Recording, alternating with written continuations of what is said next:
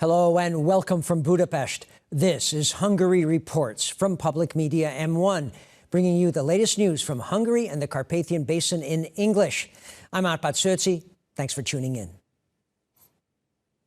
Hungarian Prime Minister Viktor Orbán talked about his ideas of handling migration in the European Union at an international conference.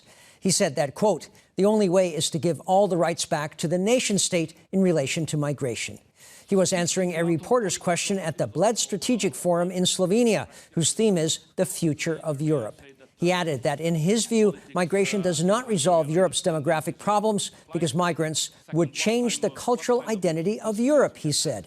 Answering another question regarding EU expansion, Orbán said that Serbia is a key country for the EU from a security point of view and would be a vital addition.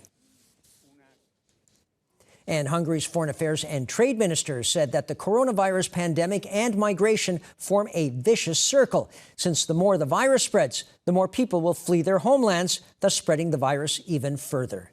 Péter Szijjártó made his remarks at a United Nations conference in Geneva, Switzerland.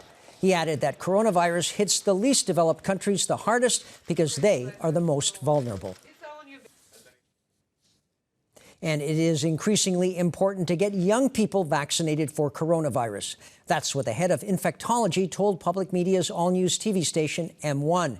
Dr. János Slavik said that whether restrictions will be imposed again, like wearing a medical face mask, will depend on the willingness of the population to get inoculated.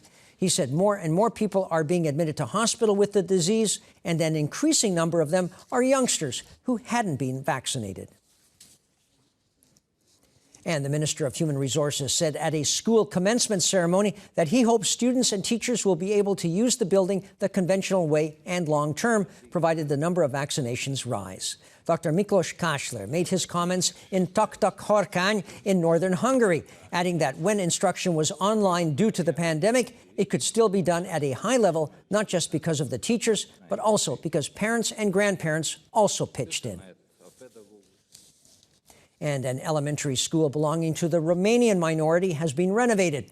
The Hungarian government spent more than 300,000 euros on the structure in ELEK in southeastern Hungary. The building's heating was modernized, as were the classrooms. State Secretary Miklós Soltész, who was there, said that Hungary needs its minorities and that developments like this help ensure their survival. He also said the government has made surplus funds available this year for national minority institutions.